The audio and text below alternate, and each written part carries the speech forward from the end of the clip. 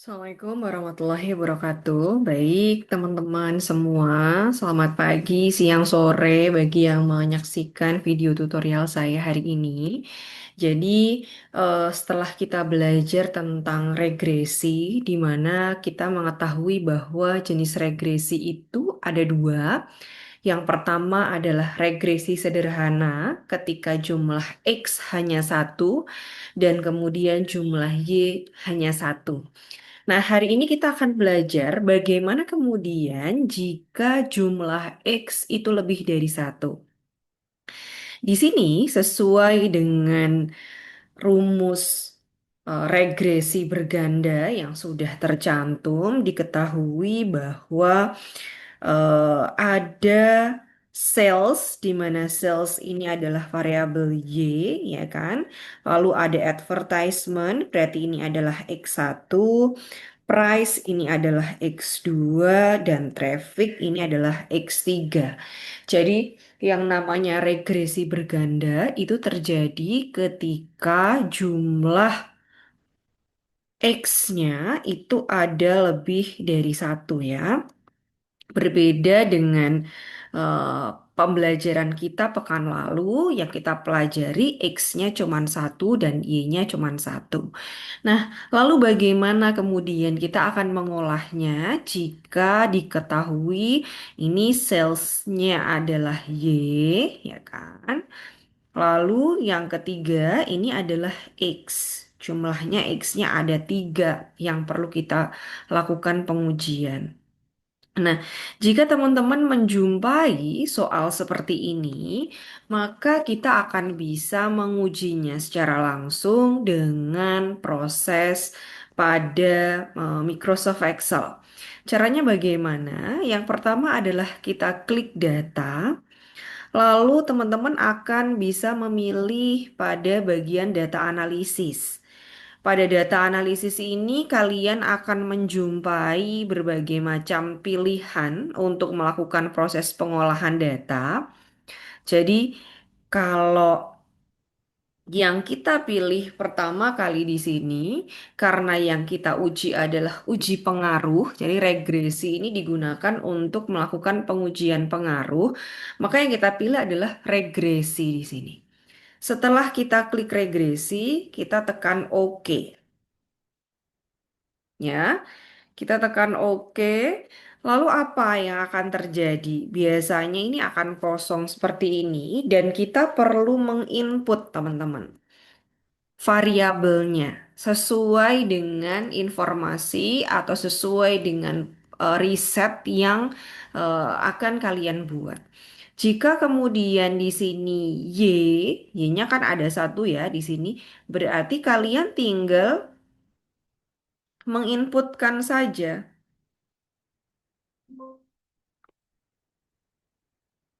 Ya, kita pilih di sini. Oke, kita masukkan. Lagi kita tekan di sini, ujung sini. Ini untuk X-nya, nggak usah satu-satu, langsung aja semua. Ini langsung kita blok semua. Terus ini kita tekan klik ini.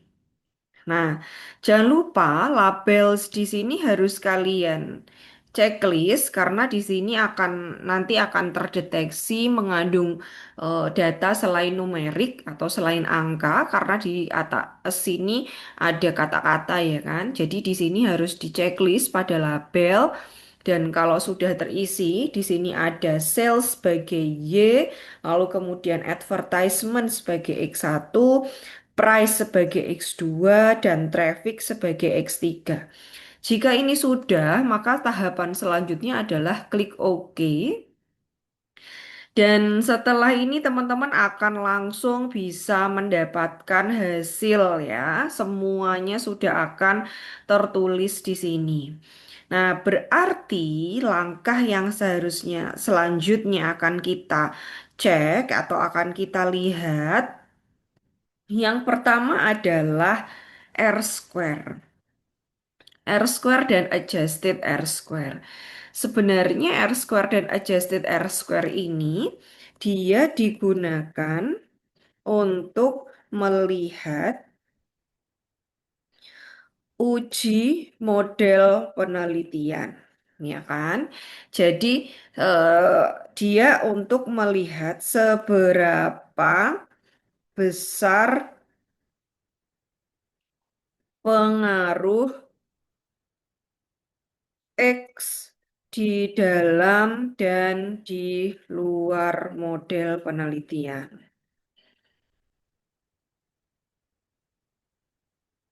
Mana Bu yang digunakan? Apakah R square-nya atau adjusted R square-nya? Kalau menurut saya akan jauh lebih baik ketika yang kita gunakan itu adalah adjusted R square. Jadi adjusted R square ini maksudnya adalah nilai hasil R yang sudah jauh lebih presisi, yang jauh lebih apa namanya?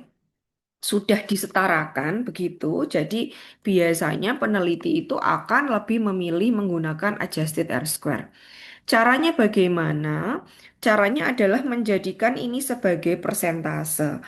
Jadi kalau 0,7006 secara persentase hasilnya adalah 70,06%.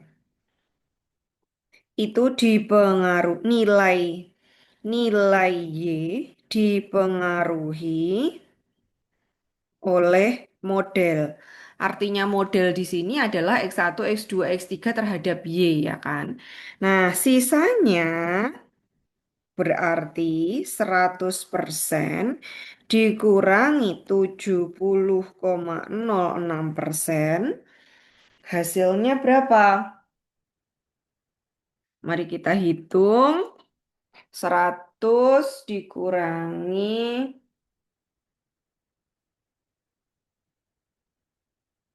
100 dikurangi 70,06 2994. Maka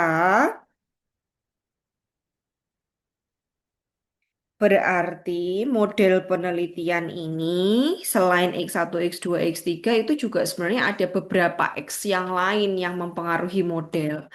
Namun belum dikembangkan. Seperti itu ya. Jadi penjelasannya adalah nilai Y yang dipengaruhi model itu sebesar 70,06%, sedangkan sisanya 29,94% itu dipengaruhi oleh variabel di luar model. Seperti itu. Nah, ini apa? Sedangkan untuk yang observation 15 ini adalah jumlah datanya ya, teman-teman. Ini adalah jumlah datanya ada 15 data. Nah, lalu selanjutnya, apalagi uji model yang bisa kita gunakan? Itu adalah ini. Ini juga adalah uji model yang bisa kita gunakan. Ini saya akan kasih warna. Jadi uji model itu dilihatnya dari adjusted R square dan hasil uji F. Jika hasil uji F ini kurang dari 0,05, maka dikatakan model penelitian yang dikembangkan telah layak atau baik. Nah, jika kita lihat di sini hasilnya adalah 0,0008.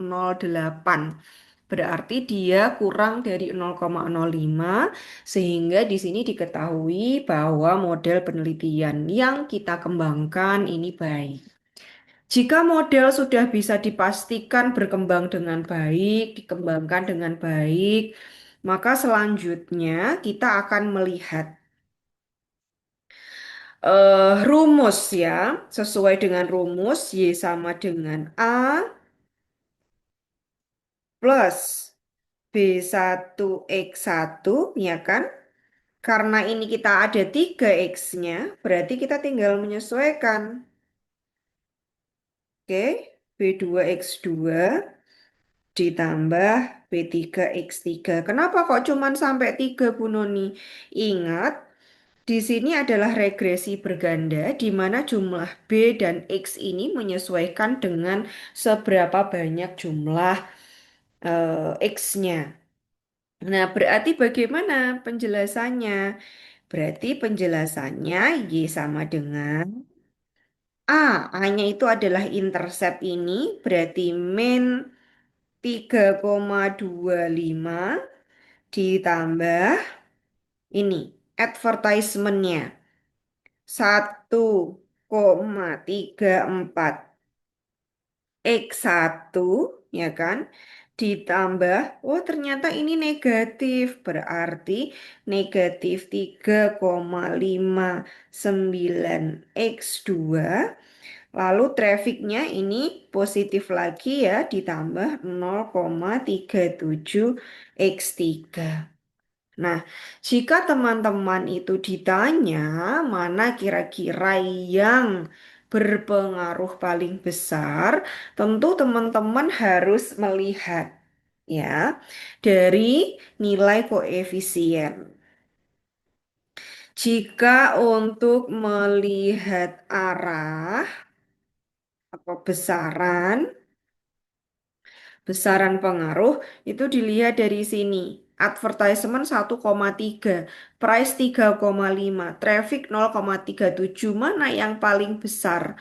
Tentu jawabannya adalah price. Yang punya dampak paling besar karena angkanya paling besar. Tapi jika kita ingin melihat arah pengaruh, berarti dilihat dari sini advertisement positif berpengaruh positif terhadap sales. Ya, kenapa positif? Karena di sini tidak ada angka negatifnya. Sedangkan price itu berpengaruh negatif. Sedangkan traffic ini dia berpengaruh positif. Begitu ya. Jadi mana yang besaran pengaruh paling besar? Jawabannya adalah price. Mana yang punya pengaruh paling kecil? Jawabannya adalah traffic. Karena kalau tiga ini kita bandingkan nilainya yang paling kecil. Namun ketika kita ditanya arah pengaruh berarti kita tinggal lihat mana yang arah pengaruhnya negatif berarti price. Ya kan? Karena kalau harganya semakin rendah penjualannya akan semakin tinggi ya. Ingat, artinya dampak negatif itu adalah jika harga semakin rendah, penjualan semakin tinggi. Berbeda dengan advertisement. Ketika advertisement atau iklan dilakukan semakin sering, penjualan semakin meningkat. Yang pertama ya, kan advertisement ini arahnya positif. Artinya apa arah positif itu? Jika advertisement meningkat, maka sales ikut meningkat. Dan sebaliknya ya,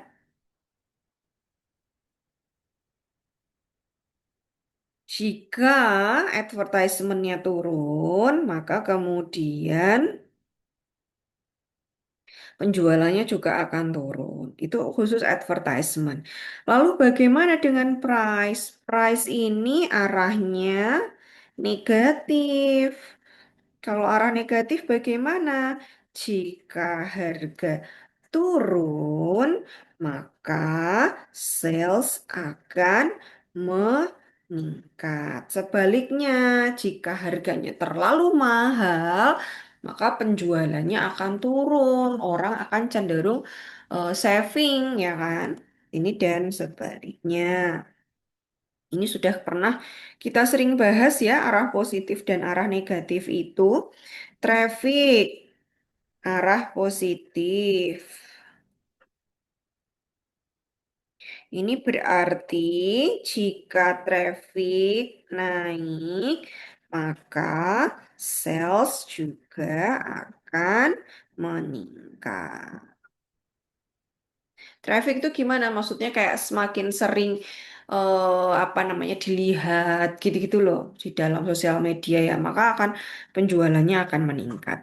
Nah, ini kalau dilihat dari rumus. Lalu Bu, kalau saya pengen lihat hipotesis diterima atau ditolak itu dari mana? Ya, ini adalah untuk melihat hipotesis diterima atau ditolak. Sedangkan ini adalah rumus regresi.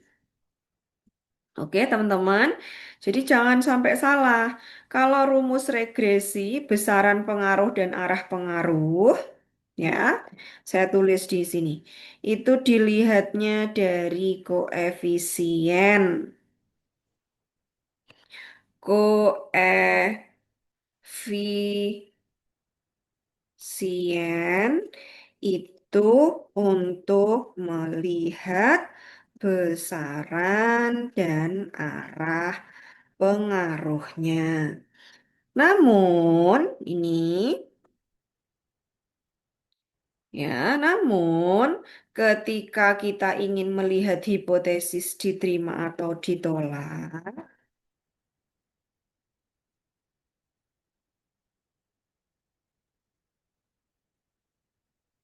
dilihat dari p-value. Ya, dilihatnya dari nilai p-value. Saya ulang. Untuk melihat hipotesis diterima atau ditolak adalah dari p-value. Oke, teman-teman. Jika kurang dari 0,05 diterima, jika lebih dari 0,05 itu ditolak. Begitu. Loh, kenapa ya ini kok geser terus?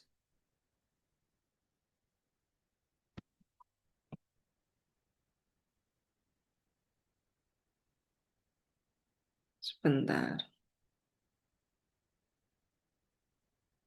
Saya tulis di sini aja ya.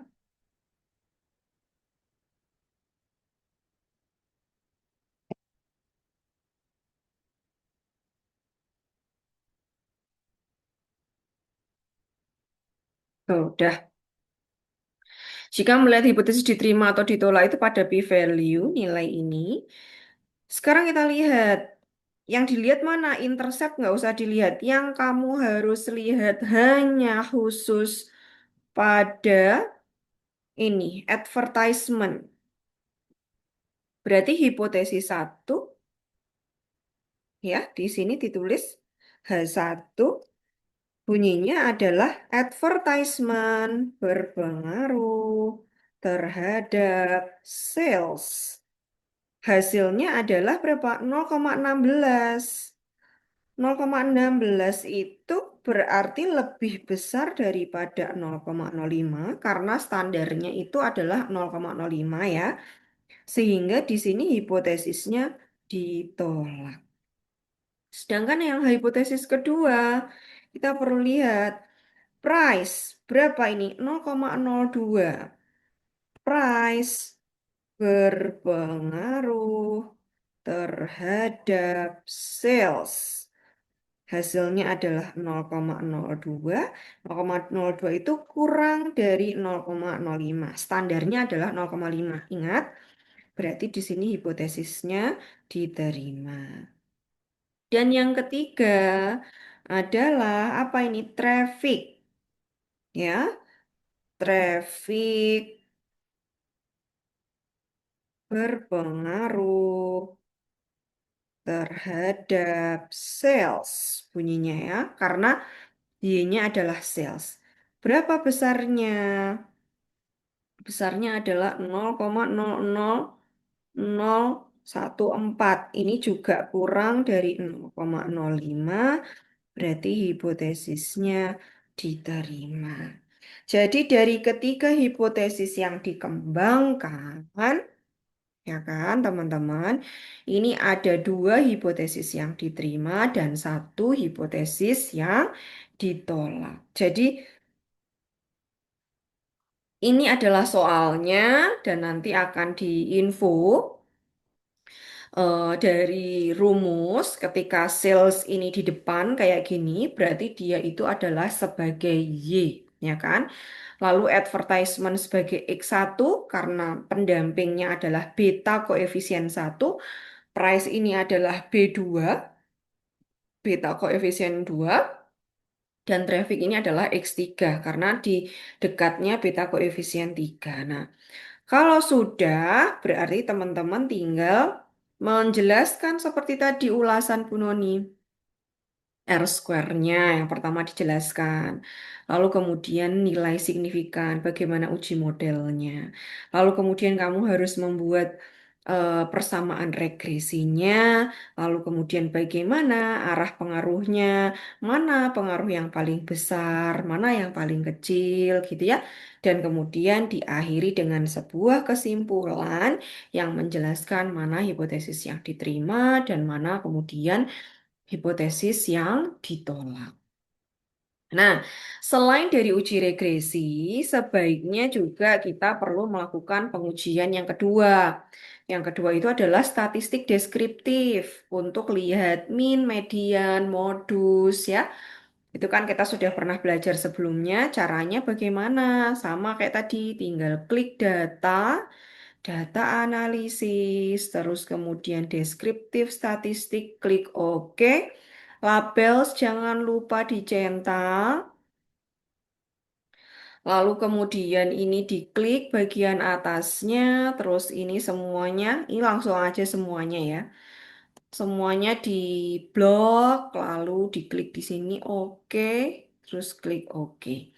Nah, maka ini adalah hasilnya berarti berapa min atau rata-rata nilai sales. Kamu bisa menjelaskan. Oh, berarti min nilai sales, rata-rata nilai sales itu adalah 65,84. Mediannya berapa? 61,8. Modusnya kok NA, berarti modusnya nggak ada. Nilai yang sering munculnya nggak ada. Terus kemudian berapa nilai minimum yang paling kecil? 31,2. Sedangkan nilai maksimumnya adalah 103, totalnya adalah 98,7 dan jumlah datanya adalah 15. Nah, ini yang paling kecil, ini yang paling besar, yang paling kecil adalah 31,2. Semuanya sudah terekam ya, teman-teman tinggal menyimpulkan. Apa aja yang disimpulkan ini? Min, medium, sum, terus kemudian ini mean, rata-rata, median, dan modus. Silahkan semuanya dijelaskan. Kita punya berapa data ini? Kita punya 4 ya. Oke, silahkan kemudian dijelaskan. Sama, nanti ini adalah hal yang harus teman-teman kerjakan.